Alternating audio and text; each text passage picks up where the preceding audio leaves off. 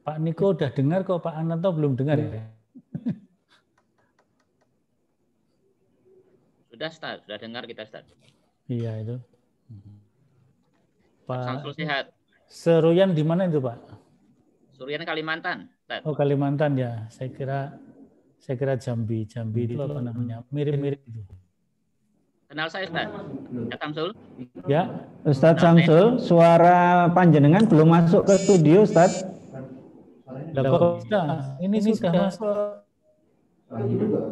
Hidup.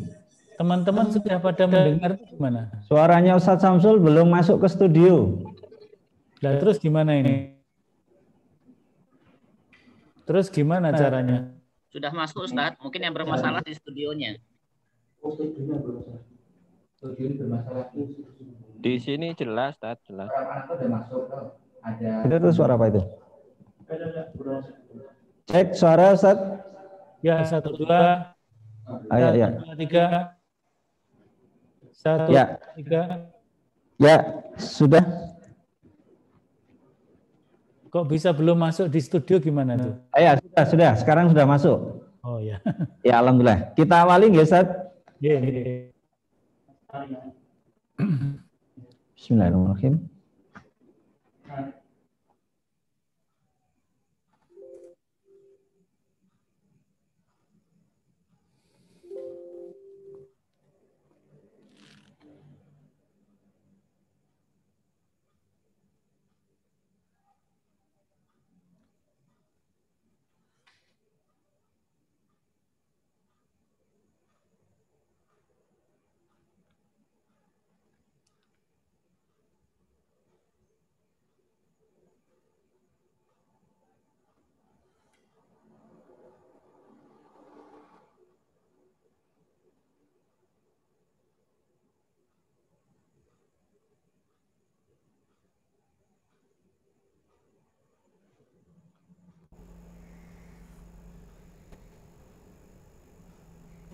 Malah suaranya Pak Ananta belum terdengar.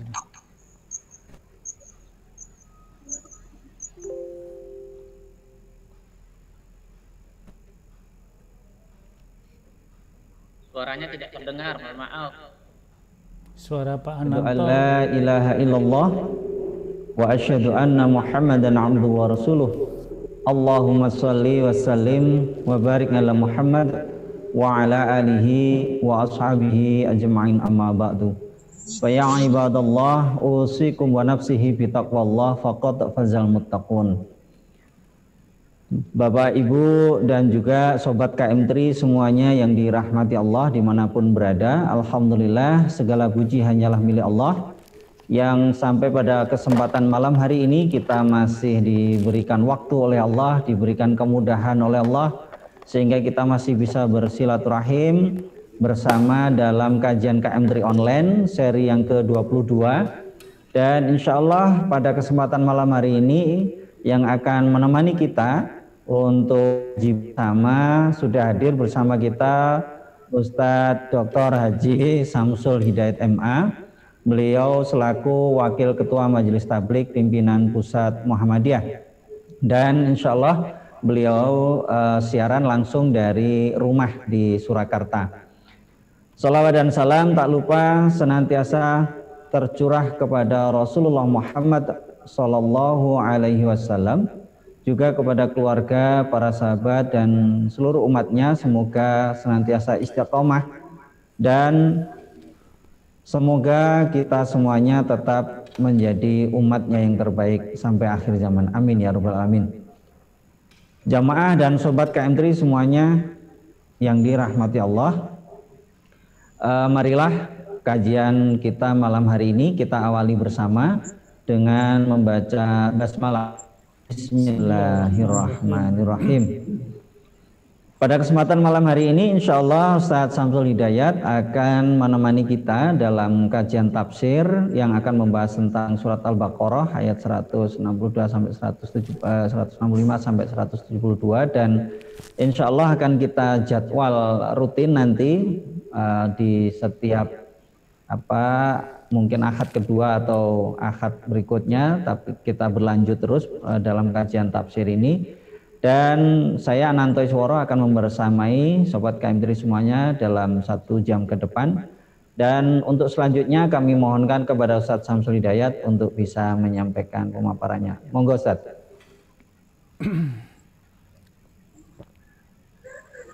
Bismillahirrahmanirrahim. Assalamualaikum warahmatullahi wabarakatuh. Waalaikumsalam. Alhamdulillahi haqqa hamdih. Wassalatu wassalamu ala man la nabiyya min ba'dih. Wa ala alihi wa ashabihi wa jundih. Amma ba'd, qala ta'ala fi kitabil karim. Ya ayyuhalladzina amanu taqullaha haqqa tuqatih. Wa la tamutunna illa wa antum muslimun. Ya ayyuhalladzina amanu taqullaha wa qulu qawlan sadida yuslih lakum a'malakum wa yaghfir lakum dhunubakum wa may yuti'illaha wa rasulahu faqad faza fawzan azima. Amma ba'd. Pak Ananto serta para jamaah pengajian KM3 yang dirahmati Allah, alhamdulillah pada malam hari ini Allah pertemukan kita dalam kajian rutin setiap Sabtu malam Ahad yang diselenggarakan di Tabligh Institute atau Institut Tabligh Muhammadiyah Yogyakarta.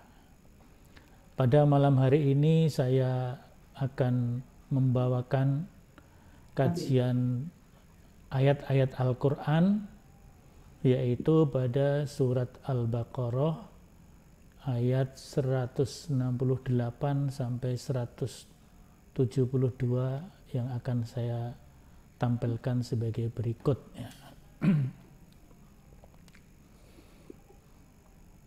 Ya, di dalam ayat itu kira-kira kita ingin mengungkap mengapa kaum muslimin harus mengkonsumsi yang halal dan thayyib, makanan yang halal dan thayyib. Yang baru saja kemarin ada berita-berita di medsos gitu ya, bahwa Menteri Agama mempercayakan untuk sertifikasi kehalalan kepada sebuah lembaga swasta yang ya belum jelas gitu ya. Nah, tapi tentu kita berharap agar Pak Menteri kita ya berhati-hati. Katanya kan Menteri semua agama, berarti kan juga Menteri untuk umat Islam juga.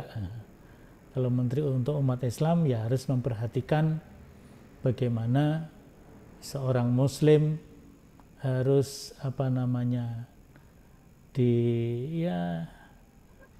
mengikuti aturan-aturan yang ada di dalam ajaran Islam. Apalagi beliau Mas Yakut pernah mengatakan pada acara Majelis Ulama ya, ketika pengukuhan pengurus Majelis Ulama yang baru setelah Munas Majelis Ulama 2020 ini, beliau mengatakan bahwa Majelis Ulama akan menjadi rujukan bagi beliau untuk menjalankan tugas-tugasnya sebagai Menteri Agama. Berarti kan harus memperhatikan nih ya. Nah, sekarang kita buka ayatnya.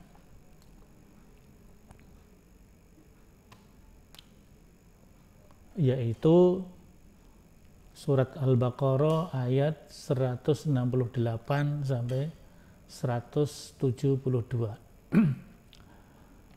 A'udzu billahi minasy syaithanir rajim.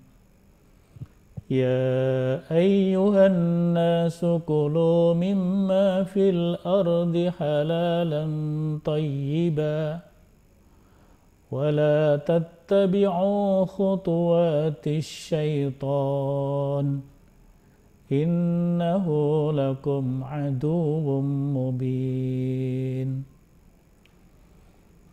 Innama ya'murukum bis-su'i wal fahsya' wa an taqulu 'ala Allahi ma la ta'lamun. Wa idza qila lahum ittabi'u ma anzalallahu qalu bal nattabi'u ma alfayna 'alaihi aba'ana awalau kana aba'uhum la ya'lamuna syai'an wa la yahtadun. Wa masalul ladzina kafaru kamasalil ladzi yan'iku bima la yasma'u illa du'a'an wa nidaa summun bukmun umyun fahum la ya'qilun. Ya ayyuhalladzina amanu kulu min tayyibati ma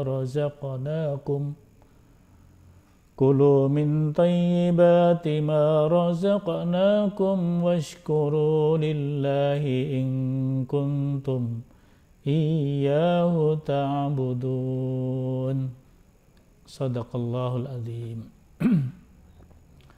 Di dalam memahami ayat-ayat ini saya menggunakan tafsir yang dulu sering beredar di forum-forum Muhammadiyah dan dibagikan kitab tafsirnya itu di beberapa kegiatan Muhammadiyah seperti sidang tanwir atau kegiatan-kegiatan yang lainnya, terutama pada saat kepemimpinan Pak A.R. Fakhruddin, kemudian Kiai Azhar Bashir MA, kalau nggak salah waktu Pak Amin Rais juga masih beredar.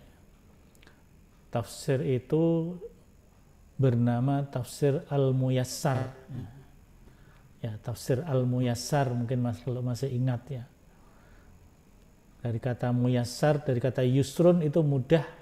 Jadi muyassar itu tafsir yang mudah ya. Jadi memahami Al-Quran, kalau istilahnya Pak R ya, secara enteng-entengan kira-kira begitu ya. Nah, jadi ini memang tafsirnya ini kalau saya baca hasil pembacaan saya, tafsirnya singkat, padat ya, dan lurus ya. Jadi kita membaca ini sangat efektif ya. Nah, ayat 168 Allah berfirman, ya ayyuhan nas kulu mimma fil ardi halalan thayyibah. Ini justru yang dipanggil ternyata seluruh umat manusia. Ya ayyuhan nas, wahai umat manusia. Tapi umat manusia ini akhirnya yang menerima panggilan untuk melaksanakan ayat ini ya manusia-manusia yang beriman ya. Manusia-manusia yang beriman seperti kita ini insyaallah ya. Ya ayuhan nas, wahai sekalian manusia, kulu mimma fil ardi halalan thayyibah. Makanlah apa-apa yang ada di bumi, fil ardi yang ada di bumi, halalan yang halal, thayyibah dan thayyib. Di sini kulu itu memang makan, tapi mungkin sebenarnya tidak sekedar makan, tapi segala konsumsi kita. Pakaian kita ini juga yang kita konsumsi. Konsumsi kita berpakaian, konsumsi kita makan, minum, berpakaian, bertempat tinggal. Jadi semua yang kita konsumsi, kita gunakan dalam kehidupan kita, di dalam kehidupan di bumi ini, halalan thayyibah. Nah, di situ di dalam tafsirnya disebutkan halal itu adalah allazi abahahu lakum fil ardi. Allazi abahahu lakum. Halal itu adalah segala sesuatu yang dimubahkan, yang dibolehkan, diizinkan untuk kita konsumsi dalam kehidupan di muka bumi ini. Itu halal artinya allazi abahahu lakum. Jadi segala yang dibolehkan oleh Allah. Jadi halal itu artinya semua yang dibolehkan untuk kita konsumsi. Kalau makanan ya kita makan, kalau minuman kita minum, kalau pakaian kita pakai, tempat tinggal sebagai tempat tinggal kita, dan seterusnya dan seterusnya. Nah, sekarang yang thayyibah, thayyibah di situ ada beberapa makna di dalam tafsir ini. Yang pertama, ini apa namanya, allazi abaha dulu ya, allazi abahahu lakum fil ardi, yang dibolehkan itu apa yang dimaksud, yaitu wa huwa tahiru ghairun najas ya. Jadi makanan atau segala sesuatu yang dibolehkan oleh Allah bagi kita adalah wa huwa tahir, yaitu segala yang suci, ghairun najas, dan tidak najis. Artinya di sini bukan sekedar najis seperti kotoran yang kemudian kesucian kita rusak, kemudian kita tidak boleh melaksanakan ibadah itu ya. Tapi ini tohir, ini suci dari zatnya ya, hukumnya ya. Jadi kalau itu sesuatu barang yang kita upayakan dalam mencarinya, maka tohir itu suci dalam kita mencari. Jadi kehalalan karena barangnya itu memang halal, tapi cara kita memperolehnya juga halal. Itu yang dimaksud dengan at-tohir ghairun najas.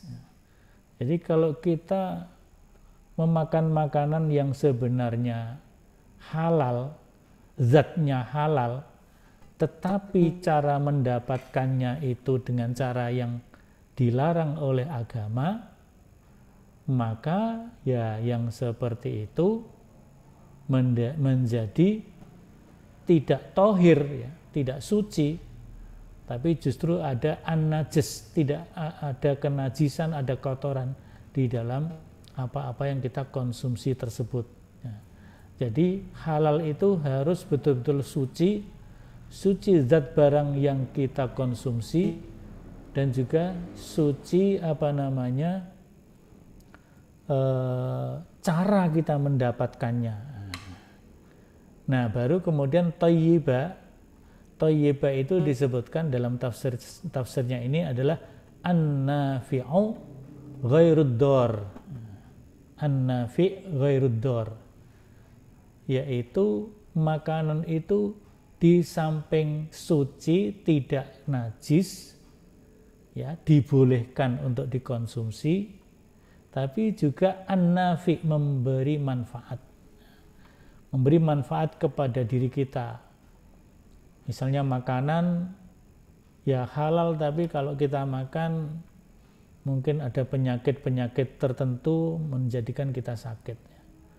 Kita memiliki penyakit darah tinggi, maka kalau makan tertentu, mungkin daging-daging tertentu ya, maka kemudian tensi menjadi naik, maka itu halal tetapi tidak thayyib, tidak an-nafi', tidak memberi kemanfaatan. Maka kita harus mencari di samping halal juga thayyib, yaitu suatu barang yang kita konsumsi, baik itu untuk makanan, minuman, mungkin juga pakaian, yang an-nafi' ghairud dar, dan tidak berbahaya. Jadi ini yang diperintahkan oleh Allah kepada umat manusia, yang sebenarnya yang mampu menerima perintah ini ya tentu manusia-manusia yang muslim, manusia-manusia yang mukmin. Nah, selanjutnya Allah katakan wala tattabi'u khutuwatis syaitan, dan janganlah kalian mengikuti langkah-langkah setan. Nah, ini langkah-langkah setan dalam hal apa? Wala tattabi'u khutuwatis syaitan itu ditafsirkan yaitu khutuwatus syaitan fit tahlil wat tahrim. Khutuwat itu turuk atau jalan ya. Jangan kalian mengikuti jalannya setan. Jalan situ torikoh. Torik itu jalan, kalau torikoh cara. Maka di sini khutuwat itu ya langkah-langkah dan cara-cara setan. Jangan kita ikuti dalam hal apa? Dalam hal konsumsi. Dalam hal konsumsi, dalam hal penghalalan dan pengharaman. Fit tahlil wat tahrim. Nah, jangan-jangan setan sesuatu yang halal malah diharamkan, yang haram dihalalkan. Nah, itu jangan sampai kita mengikuti cara setan seperti itu. Wala tattabi'u turuqas syaiton, itu tafsirnya begitu ya. Nah, ini apa namanya yang di bawah terjemah ini adalah tafsirnya. Tafsir Al-Muyassar dan di bawahnya terjemah tafsir. Jadi sekalian lengkap itu ya. Janganlah kalian mengikuti cara-cara dan langkah-langkah setan di dalam menghalalkan dan mengharamkan sesuatu. Begitu juga wal bid'ah wal ma'asi, dan di dalam berbuat bid'ah, mengada-ada dalam satu agama, dalam satu penetapan agama, termasuk di dalam fit tahlil wa tahrim ini. Wal ma'asi, dan juga di dalam bermaksiat atau mendurhakai Allah. Kenapa? Innahu lakum aduwwum mubin, karena setan itu hakikatnya adalah musuh yang nyata bagi kalian. Aduwwun lakum zahiral adawah. Jadi setan itu adalah musuh yang nyata, karena betul-betul nyata permusuhannya kepada kita, yang kadang-kadang kita tidak terasa karena saking nyatanya itu. Ini ayat yang pertama ya. Jadi kita diperintahkan mengkonsumsi sesuatu yang halal dan thayyib. Tadi yang boleh yaitu yang suci, tidak najis, suci zatnya dan suci cara memperolehnya, yang bermanfaat dan tidak memberi bahaya. Untuk itu kita harus mengikuti Allah dan Rasul-Nya, tidak mengikuti setan di dalam menetapkan kehalalan dan keharaman. Nah, setan sebagai musuh yang nyata di dalam memberikan petunjuk kepada kita ya, petunjuk yang menyesatkan maksudnya ya. Setan memberi petunjuk yang menyesatkan. Dalam pengharaman dan penghalalan itu Allah katakan setan itu innama ya'murukum bis-su'i wal fahsya. Sesungguhnya setan-setan itu mengajak kalian, menyuruh kalian bisu, untuk berbuat su. Su itu keburukan, berbuat jahat. Wal fahsya, dan berbuat keji. Wa antaqulu 'alallah ma la ta'lamun, dan kalian mengatakan tentang Allah yang sebenarnya kalian tidak tahu. Jadi setan itu mengajak ke sana. Di sini disebutkan innama ya'murukumus syaiton, tafsirnya dia. Sesungguhnya setan-setan itu menyuruh kalian bisu, itu bikulli dzambin wa qabihin yasu'ukum. Jadi mengajak kita, menyuruh kita untuk berbuat dosa, bikulli dzambin, qabihin, dan berbuat yang buruk, dosa dan buruk, yasu'ukum, yang memperburuk keadaan kalian. Wa bikulli maksiatin, wal fahsya itu wa bikulli maksiatin balighatil qabhi, dan juga menyuruh kita untuk berbuat maksiat durhaka kepada Allah, balighah yang mengarahkan, yang membuat kita sampai kepada al-qabhi, keburukan yang nyata dengan kedurhakaan kepada Allah itu. Jadi ini setan di dalam penghalalan dan pengharaman itu ya seperti itu, ya, membawa kita kepada as-su' wal fahsa, yaitu kepada dzambin qabihin, juga maksiatin balighatil qabhi, wa bi an taftaru 'alallahil kadziba, dan juga mengarahkan kepada kita untuk mendustakan Allah. Mendustakan Allah artinya berdusta dengan agama Allah, berdusta dengan ajaran-ajaran Allah. Di sini yang disebut adalah mendustakan dalam masalah mengharamkan yang halal atau menghalalkan yang haram, wa ghairuhu, dan sebagainya, biduni ilmin, tanpa ilmu yang benar, yaitu ilmu dari Allah Subhanahu wa ta'ala. Jadi setan membuat gelap mata kita, ya. Kalau dalam urusan riba itu kan dalam surat Al-Baqarah juga itu, ya, orang yang kesetanan, ya, orang yang makan riba seperti orang yang kesetanan. Ini juga kira-kira seperti itu, karena setan itu membawa kita seperti itu.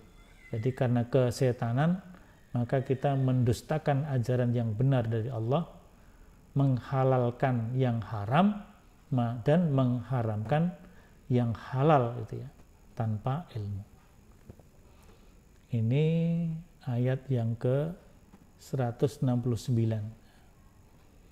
Kemudian yang 170. Nah, kalau orang itu sudah terbiasa dengan mengikuti setan, dengan makan makanan yang haram, maka di sini disebutkan wa idza qila lahum ittabi'u ma anzalallah. Apabila kalian mengatakan kepada mereka, kepada orang-orang yang mengikuti cara setan di dalam menghalalkan dan mengharamkan, apakah itu makanan atau minuman atau sesuatu yang dikonsumsi, mereka kita ajak agar mengikuti apa-apa yang diturunkan oleh Allah, artinya mengikuti ajaran Allah dan Rasulnya, maka mereka mengatakan qalu bal nattabi'u ma alfaina alaihi aba'ana. Jadi mereka menjawab, kami tidak mau ikut kalian, kami hanya mengikuti apa yang kami dapati dari nenek moyang kami. Awalau kana aba'uhum la ya'qiluna syai'an, padahal mereka tahu bahwa nenek moyang mereka itu tidak tahu apa-apa, la ya'qiluna syai'an, tidak memahami apa-apa, wala yahtadun, dan juga tidak mendapat petunjuk. Tetapi mereka meskipun menyadari itu tetap mengatakan bal nattabi'u ma alfaina alaihi aba'ana. Jadi di sini dikatakan di dalam tafsirnya ini, orang-orang yang mengikuti cara setan dengan makan makanan yang haram, ya, mengharamkan yang halal dan menghalalkan yang haram, ya, mereka menjadi orang yang tersesat. Ya. Di sini disebutkan ahlad dolal. Ya.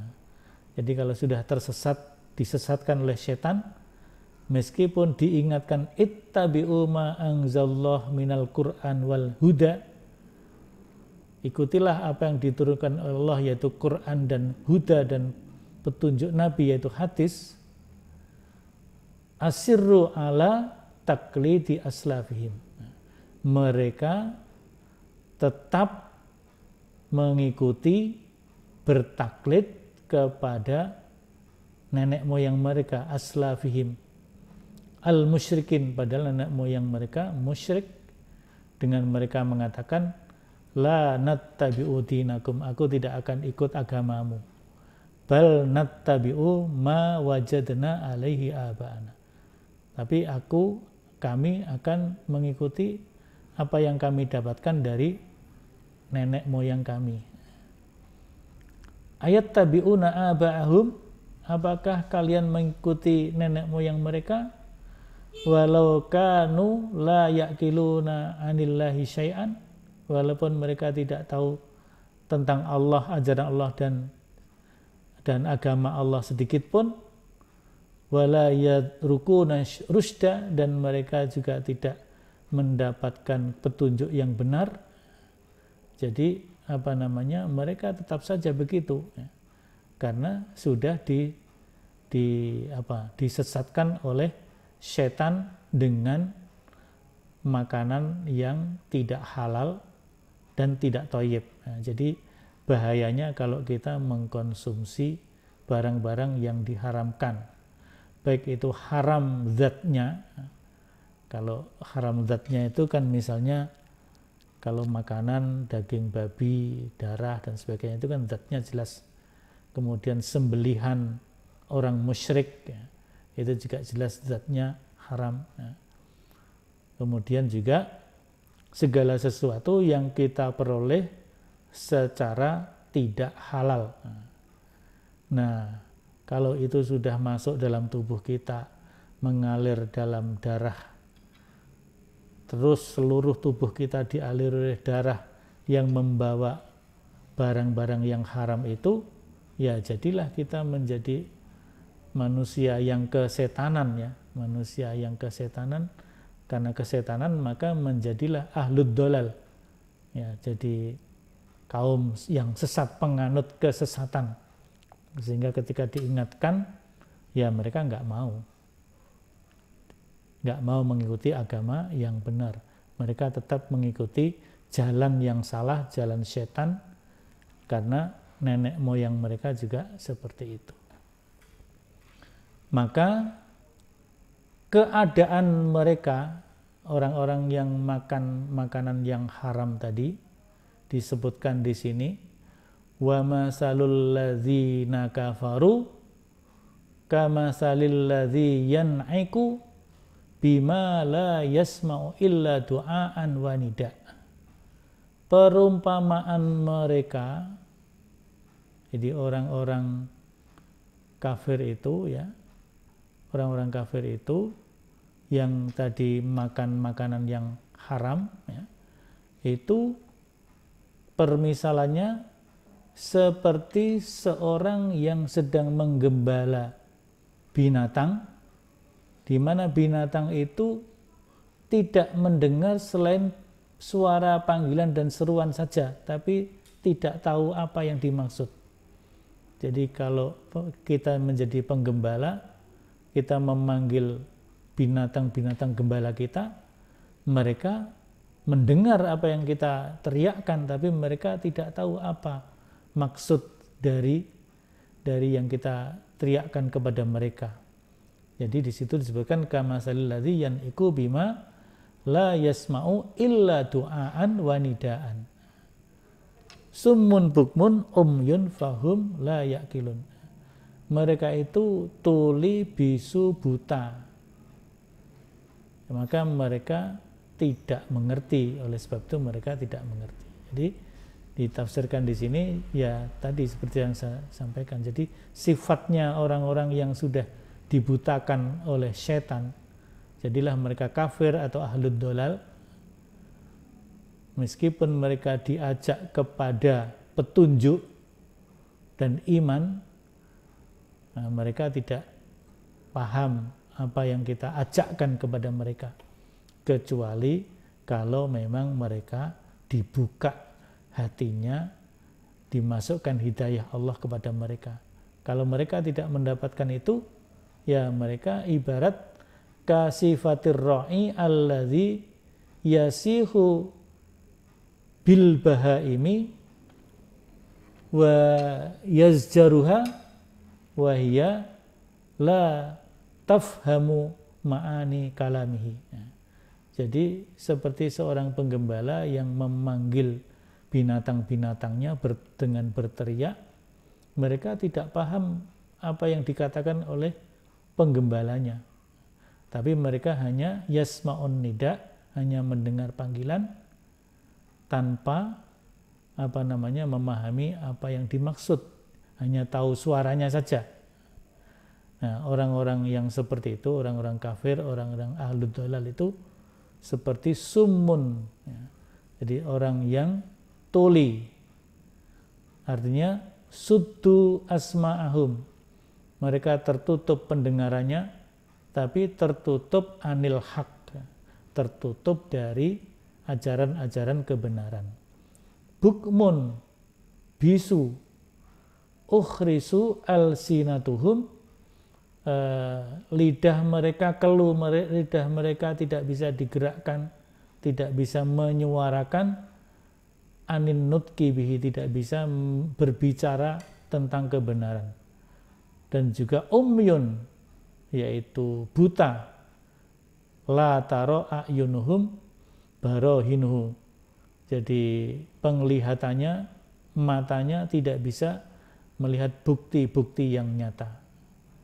Fahum la ta'lamu uquluhum fima yanfa'um, sehingga akal mereka tidak memahami apa-apa yang mestinya bermanfaat bagi mereka. Ini efek daripada makanan yang atau konsumsi yang tidak halal atau yang diharamkan. Apabila kita mengikuti cara-cara setan tadi, ya, maka kita menjadi tertutup pendengaran kita dari suara-suara kebenaran, tertutup mata kita dari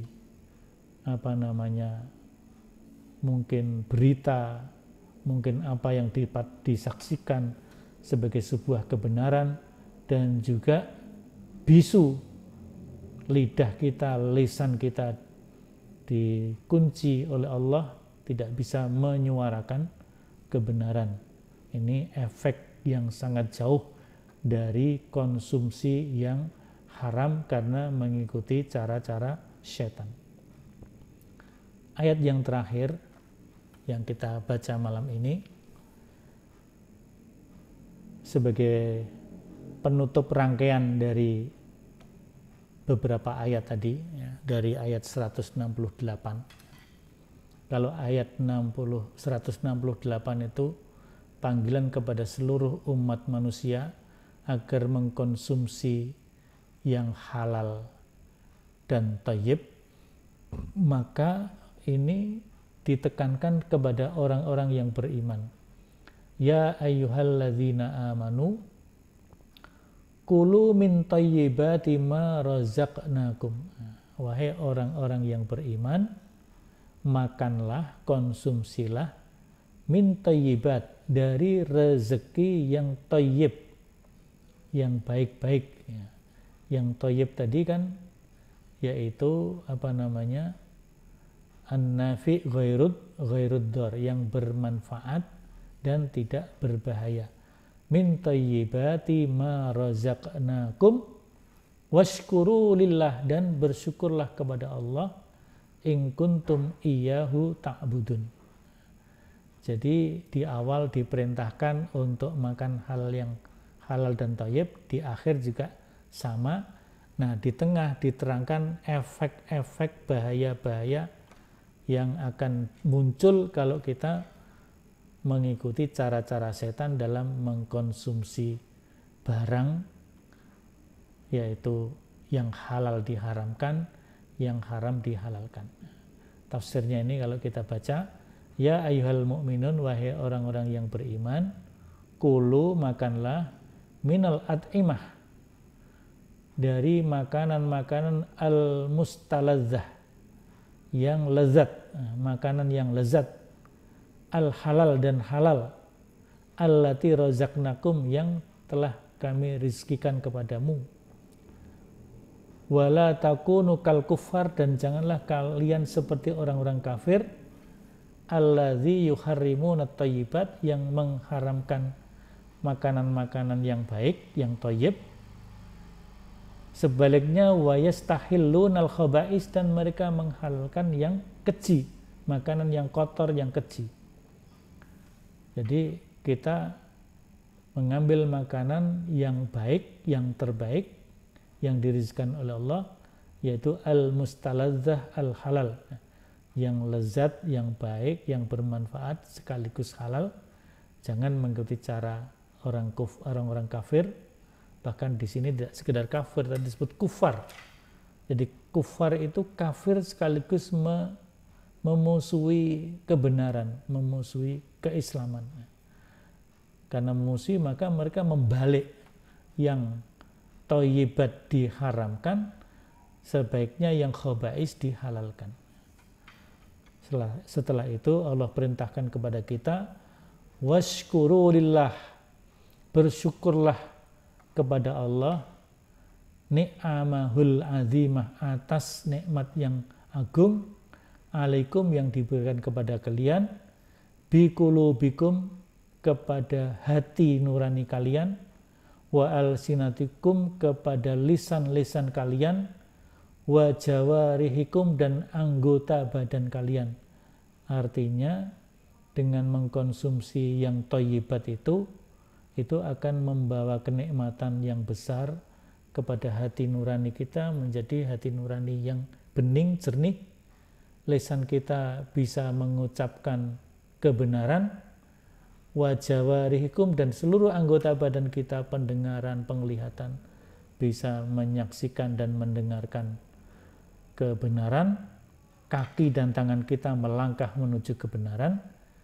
In kuntum haqqan munqadina li amrih, apabila kalian benar-benar mengikuti, mentaati perintah-perintahnya Allah, sami'in, kalian mendengar, muti'in, sekaligus mentaatinya, ta'budunahu, beribadah kepadanya, wahdah, hanya kepada Allah semata, la syarikalah, dan tidak menyekutukan kepada Allah dengan yang lainnya.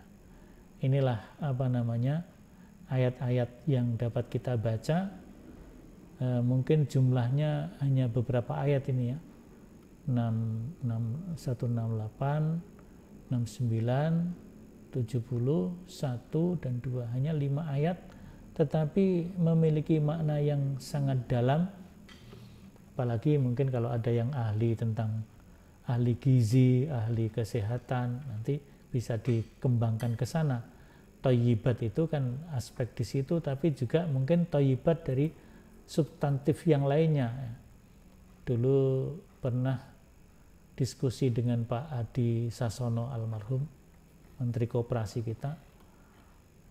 Thayyib itu juga ada unsur yang lain, misalnya kita membeli makanan yang halal, tapi juga yang thayyib. Jadi thayyib itu tempat membeli kita juga harus thayyib. Nah, jadi kalau kita membeli barang yang halal, tapi kita belinya di tempat milik orang lain ya, milik orang lain, yang bahkan orang lain itu memiliki misi yang berlawanan dengan kita, berlawanan dengan Islam. Jadi kalau mereka berjualan, barangnya laku, nah karena kita yang membeli, bisa jadi keuntungan mereka justru digunakan untuk melemahkan dan memusuhi Islam. Itu termasuk bagian dari thayyib juga. Jadi bermanfaat itu tidak hanya bermanfaat dalam arti fisik tubuh kita, tapi juga bermanfaat bagi perjuangan kita. Maka halal dan thayyib ini juga, kalau kita membeli barang konsumsi kita prioritaskan membeli kepada saudara-saudara kita sesama muslim, tetangga kanan kiri kita, dan seterusnya. Inilah barangkali yang dapat saya sampaikan atau kita kaji pada malam hari ini. Mudah-mudahan ada manfaatnya, pasti insya Allah ada manfaatnya ya, untuk bisa kita diskusikan, kita renungkan, dan kita amalkan dalam kehidupan kita sehari-hari. Terima kasih, kita kembalikan kepada moderator Ustadz Ananto. Terima kasih.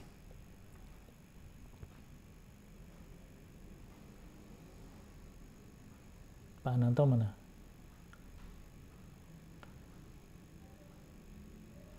Ya, terima kasih Ustadz Samsul yang telah menyampaikan paparan materinya. Dan mungkin bagi peserta yang di Zoom, YouTube maupun Facebook, mungkin ada pertanyaan bisa menuliskan di kolom chat. Dan mungkin begini Ustadz, sebelum kita menunggu pertanyaan dari para jamaah Sobat KMT maupun Bapak Ibu semuanya yang hadir pada kesempatan malam hari ini, ada beberapa pertanyaan Ustadz. Jadi terkait dengan misal ketika seseorang mencari rezeki, dia punya pekerjaan, punya proyek ya, kemudian dari proyek itu tentu ada hasil yang mungkin sedikit ya dengan ngakali lah gitu ya.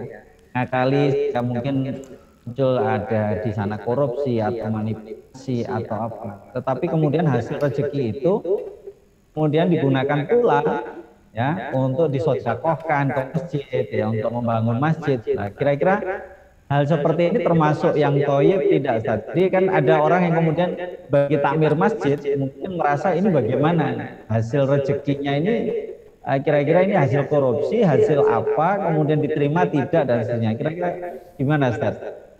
Ya, jadi ya yang pertama kita mesti berhati-hati di dalam melaksanakan tugas pekerjaan terkait dengan ma'isyah kita ya. Jadi jangan suka ngakal-ngakali ya.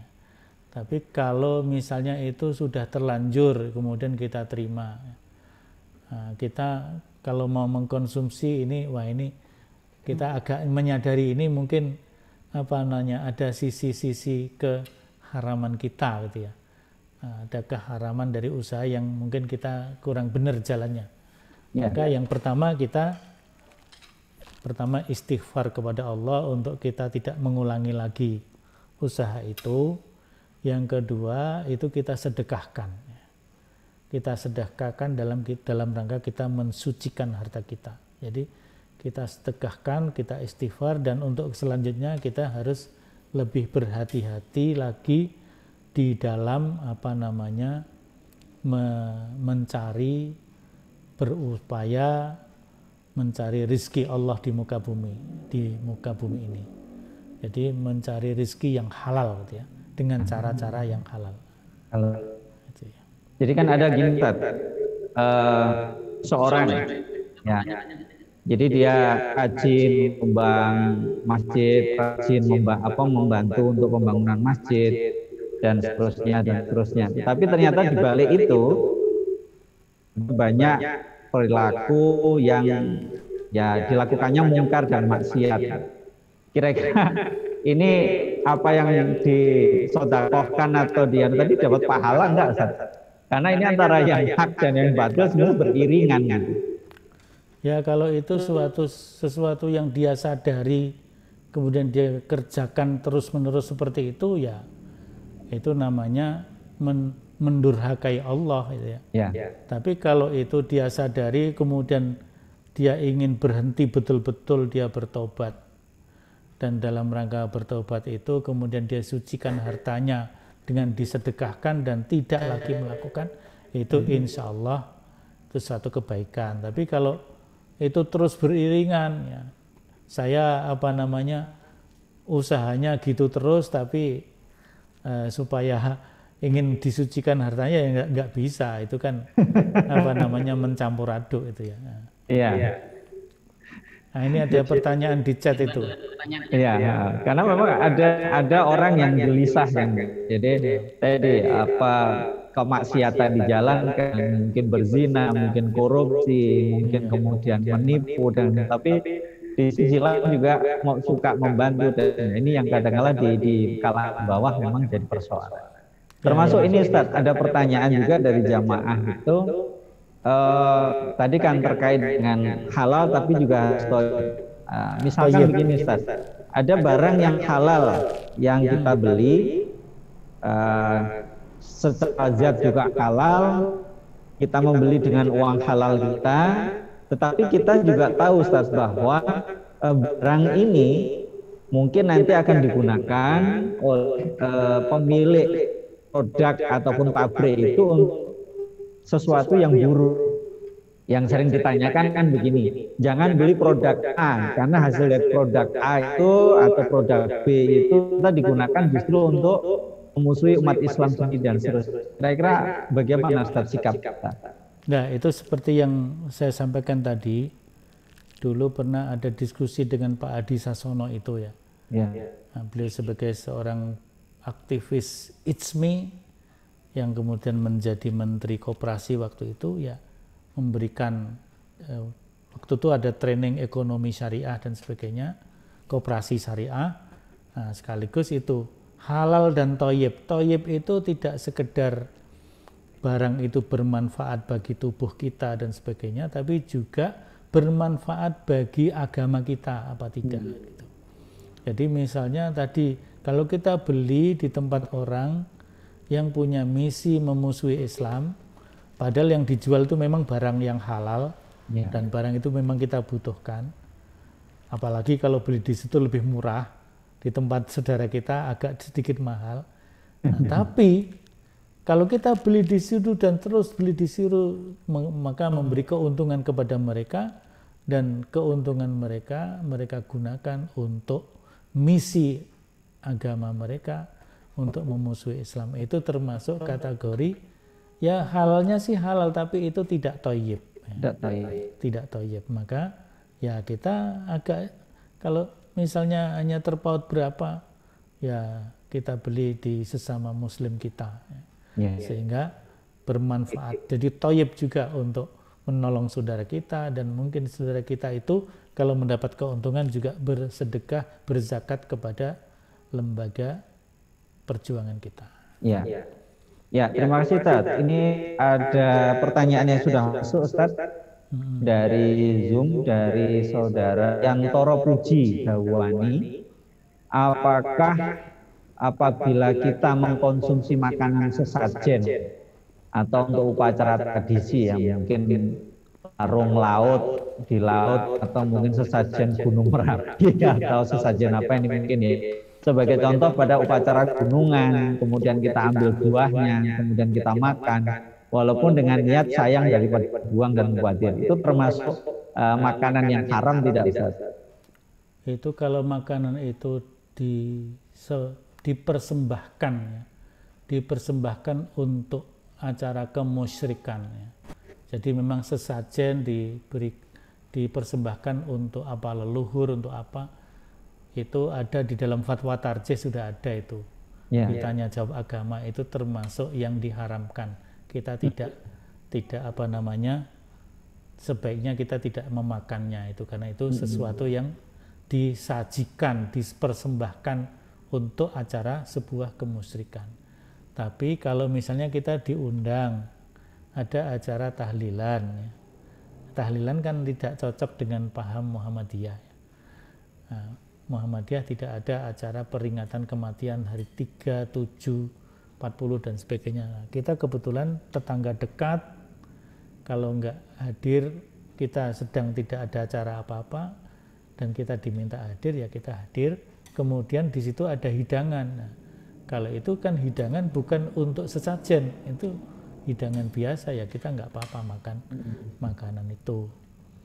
Nah, perkara kita hadirnya di situ untuk menghormati itu lain masalah. Selama kita nanti bisa membatasi diri, kemudian bahkan kita bisa berdakwah untuk merubah dengan cara yang lebih baik ya. Seperti dulu Pak Air Fahrudin itu kan diundang untuk yasinan malam Jumat di sana, Sumatera Selatan sana ya. Nah, beliau juga waktu itu bingung ya, saya ini kok disuruh datang yasinan malam Jumat, gimana nanti? Maka Pak R waktu itu kan ketika datang dan kebetulan memang disuruh mimpin yasinan gitu ya. Pak R sebelum memulai tanya dulu. Saya ingin tahu gimana cara yasinan di sini, sama nggak dengan di Jogja. Akhirnya malah orang-orang malah bertanya, gimana yasinan di Jogja? Yasinan di Jogja itu membacanya cuma 5 ayat, kemudian diterjemahkan, ditafsirkan, dijelaskan. Kalau ada perintah dijalankan, kalau ada larangan ditinggalkan. Akhirnya malah semua usul, yasinan cara itu saja. Ya. Akhirnya kan Pak R mulai, setelah selesai, para jamaah mengusulkan agar yasinannya cara seperti itu. Akhirnya terus Pak R sampai tamat surat Yasin ngajak Baqarawan. Setelah Yasinan, Baqarawan, Ali Imranan dan seterusnya. Akhirnya jadilah majelisnya itu bukan majelis Yasinan, itu majelis pengajian Al-Quran yang selanjutnya menjadi salah satu cabang Muhammadiyah. Itu kalau kita bisa merubah seperti itu lebih bagus. Ya. Baik. Terima kasih Ustaz. Ya. Mungkin ada pertanyaan lagi dari jamaah. Ya, izin bertanya. Monggo Pak siapa namanya, lupa ya dari Pak. Saya Asafiri, Ustaz. Oh ya. Oh, Asafiri nih. Iya, Asafiri. Masya Allah. Safiri. Monggo Ustaz. Assalamualaikum warahmatullahi wabarakatuh. Waalaikumsalam warahmatullahi. Ahwan, saya bertanya tentang masalah kekinian. Masalah ayat 168 tentang halalan thayyibah. Bahwasanya kita itu harus tadi mengkonsumsi sesuatu yang halal dan juga baik thayyibah. Nah, yang menjadi pertanyaan kita di sini itu masalah thayyibah. Karena kan, mohon maaf, kan ada vaksin ini. Bentuknya kan virus. Ya, kalau yang lain kuman atau virus. Jadi dia itu merupakan suatu penyakit. Ya. Walaupun sudah dilemahkan. Ya, penyakit yang sudah dilemahkan. Nah, sekarang kita lihat dari konteks ini, berarti kan sebetulnya kalau penyakit kan bukan thayyibah. Walaupun dia dilemahkan, tapi dia masih hidup. Nah, lalu dimasukkan ke dalam tubuh kita, berarti kan dikonsumsi. Nah, sekarang memasukkan virus ke dalam tubuh dengan sengaja. Itu bagaimana dengan konteks ayat Al-Baqarah tadi? Ya. Yang orang Muslim harus mengkonsumsi dari yang thayyibat saja. Ya. Nah, silakan Ustaz, mohon penjelasannya. Ya, terima kasih. Jadi memang betul kita diperintahkan untuk mengkonsumsi yang halal dan thayyib. Nah, sekarang vaksin ya. Kita mau berangkat haji, ada vaksin meningitis. Mau mana harus vaksin lagi, vaksin. Vaksin itu kan memasukkan penyakit atau virus yang sudah dilemahkan ke dalam tubuh kita. Nah, itu kan berarti memasukkan penyakit, apakah itu termasuk memasukkan yang thayyib apa enggak, apalagi itu termasuk halal apa enggak kan gitu. Nah, kita vaksin memasukkan penyakit yang dilemahkan ke dalam tubuh itu kan punya maqasid, punya maksud ya. Punya maksud, punya tujuan tertentu, yaitu tujuan untuk penguatan antibodi atau apa gitu ya, supaya kita bisa menolak kalau ada penyakit. Jadi kalau penyakit itu dilemahkan masuk dalam tubuh kita, kemudian membuat badan kita menjadi meningkat imunitasnya, kira-kira begitu, untuk bisa menangkal kalau ada penyakit yang sejenis itu masuk ke dalam tubuh kita. Nah, kemudian itu kan dikaji oleh para ulama kita. Dulu yang vaksin meningitis itu kemudian difatwakan oleh Komisi Fatwa Majelis Ulama ya. Kemudian yang terakhir ini juga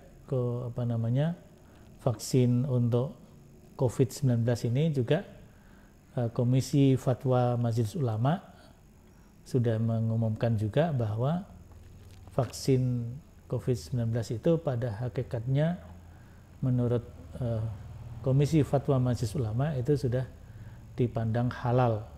Tetapi persoalan nanti BP POM belum mengizinkan, itu urusan BP POM. Nah, mungkin itu aspek toyibnya itu ya. Jadi kalau BP POM sudah artinya proses vaksin uji klinis uji apa itu sudah oke, BP POM sudah mengizinkan, ya maka itu suatu yang dibolehkan, dihalalkan. Jadi ada tujuannya. Nah, tujuannya untuk sesuatu kebaikan. Nah, maka itu ya mungkin zatnya tidak thayyib, tapi ini fungsinya, ada fungsi kethayyiban di situ untuk penguatan tubuh kita untuk menangkal kalau penyakit itu datang ke tubuh kita. Wallahu alam, kira-kira seperti itu yang saya pahami. Saya kira ini siapa ternyata As-Safiri itu ya. Iya.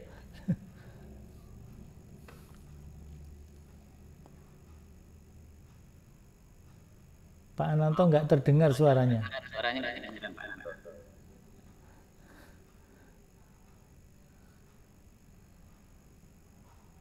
Kenapa suaranya Pak Ananto nggak muncul nih? Nah. Sudah? Ya. Barusan masuk. Ya. Pak banyak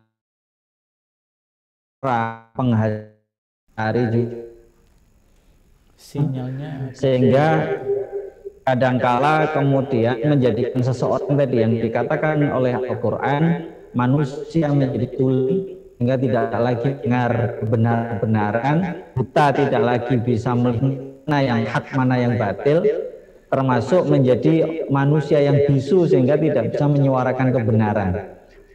Apakah kemudian ini bisa kemudian kita ambil sedikit kesimpulan, jangan-jangan orang yang tidak lagi mengatakan yang hak dan yang batil itu jangan-jangan memang hasil kerjanya sesuatu yang haram, sesuatu yang bersumber dari barang yang haram, atau makanan-makanannya juga haram. Karena kan sekarang banyak sekali Ustadz orang yang kemudian kenapa sih kemudian orang yang dulunya mungkin menyuarakan kebenaran kok sekarang lidahnya seperti mandek, tidak bisa menyuarakan kebenaran lagi, telinganya mungkin tidak lagi mendengar masukan-masukan tentang kebenaran. Apakah ini bagian dari indikasi sumber makanan, sumber penghasilan, sumber rezekinya haram tadi Ustaz? Ya bisa jadi seperti itu. Jadi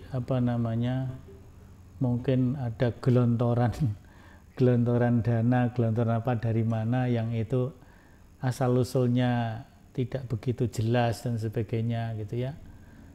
Kemudian di balik itu ada kekuatan, mungkin kekuatan politik atau apa, sehingga setelah menerima itu menjadi lemah ya.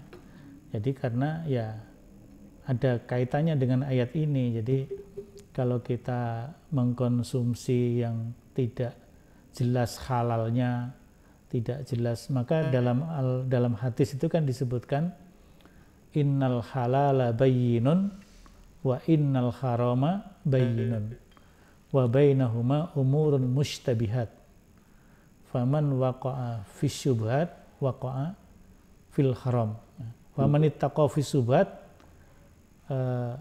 man waqa'a fis syubhat waqa'a fil haram. Jadi yang halal adalah jelas, yang haram juga jelas, tapi di antara keduanya ada yang samar-samar. Maka barang siapa yang berhati-hati dalam persoalan yang samar-samar ini, maka dia akan faqadis tabra'a lidinihi, maka dia akan diselamatkan agamanya. Jadi agamanya insya Allah diselamatkan. Tetapi waman waqa'a fi syubhat, barang siapa yang tidak bisa berhati-hati dalam masalah syubhat ini. Jadi yang syubhat ini kan cuma syubhat, kita makan saja, kita konsumsi saja, maka bisa jadi kata hadis itu waman waqa'a fi syubhat waqa'a fil haram. Nah, kalau sudah waqa'a fil haram, ya itu tadi innama ya'murukum bisu' wal fahsya. Jadi setan itu bisa menyuruh kalian untuk berbuat yang berbuat yang jahat, dan juga berbuat yang keji, yang fahsya. Termasuk tidak bisa menyuarakan kebenaran, karena kelu ya, mau ngomong benar, dia sudah terlibat di situ ya. Jadi itu menjadi kesulitan. Ini jadi lidahnya kelu karena ada iklan di belakangnya kan gitu. Ya, baik Samsul Hidayat dan juga para jamaah semuanya dan juga sobat ini KMTRI. ada pertanyaan di chat itu kayaknya. Ya, kita lanjut mungkin masih pertanyaan lagi jamaah, ada yang tidak masuk. Dena Yosa ini. Ya, izin bertanya dan melanjutkan diskusi tentang pertanyaan yang berkaitan dengan vaksin. Di dalam lingkungan sosial masyarakat ditemukan banyak pro dan kontra terkait vaksin, bahkan sampai latar belakang mengapa terjadinya COVID. Nah, ini pertanyaannya mengarah ke teori konspirasi. Pertanyaannya, mengapa dari ulama dan ahli riset muslim mungkin belum mendorong untuk konsumsi yang disediakan oleh alam dan dinyatakan jelas dalam Al-Quran, misalnya konsumsi madu. Mohon koreksinya bila keliru, Ustaz. Ya, kalau dari antara ulama kita, insya Allah sudah banyak yang menyampaikan ya. Agar kita mengkonsumsi seperti Ustadz Adi Hidayat itu Al-Qastul Hindi gitu ya. Ada sari buah juga gitu ya. Buah, kemudian teman-teman Lazismo dan MCCC itu membuat itu ramuan ekstrak sari buah dalam rangka untuk imunitas ya. Dalam rangka untuk imunitas. Kemudian teman-teman yang lain juga membuat itu, saya kira sudah ada ya. Itu sudah ada. Sedangkan masalah vaksin itu kan memang karena barangnya ini masih dikaji terus ya. Masih dikaji, sehingga meskipun kemarin sudah sempat ada yang dikirim ke beberapa daerah, tapi kan BP POM belum mengizinkan karena BP POM masih menguji ya. Sejauh mana validitas vaksin itu kalau dimasukkan ke dalam tubuh rakyat kita itu termasuk yang toyib atau tidak, bahaya tidak, berbahaya atau tidak kan gitu. Jadi saya kira itu BP POM sudah melakukan sesuatu yang baik, termasuk himayatul ra'iyah ya, menjaga kesehatan masyarakat ya. Dan juga himayatul ummah dan himayatul daulah. Jadi menjaga agar pemerintah tidak semena-mena di dalam mengambil kebijakan. Jadi alhamdulillah BP POM cukup independen dalam hal ini. Ya, mudah-mudahan bisa terus independen. Ya. Terima kasih banyak atas kajiannya pada malam hari ini, dan semoga para jamaah dimanapun berada pada malam hari ini tadi yang disampaikan bisa lebih berhati-hati apakah sumber makanannya, sumber rezekinya, yang diterima itu. Termasuk ini kalau ada ibu-ibu atau calon ibu-ibu, betul-betul hati-hati juga. Kalau dulu pesan Ustadz Nahar harus kritis terhadap rezeki yang diberikan suami. Kalau biasanya sudah tahu klip gajinya hanya 5 juta, kok tiba-tiba dapat 100 juta lah, itu harus bertanya kritis. Supaya ini halal dan thayyib gitu, Ustaz ya. Ya, mungkin closing statement Ustaz, kau dipersilakan. Terima kasih kepada para jamaah sekalian yang sudah mengikuti kajian kita. Mudah-mudahan bisa kita teruskan kajian ini, ayat-ayat Allah dalam Al-Quran. Pada malam ini kita kaji khusus ayat-ayat yang berkaitan dengan perintah Allah agar kita mengkonsumsi konsumsi yang halal dan thayyib. Saya kira ini satu hal yang sangat penting untuk kita perhatikan, untuk diri kita dan juga untuk keluarga kita. Jangan sampai kita mengalirkan konsumsi kepada diri kita, kepada keluarga kita dengan aliran yang haram dalam tubuh kita, ya.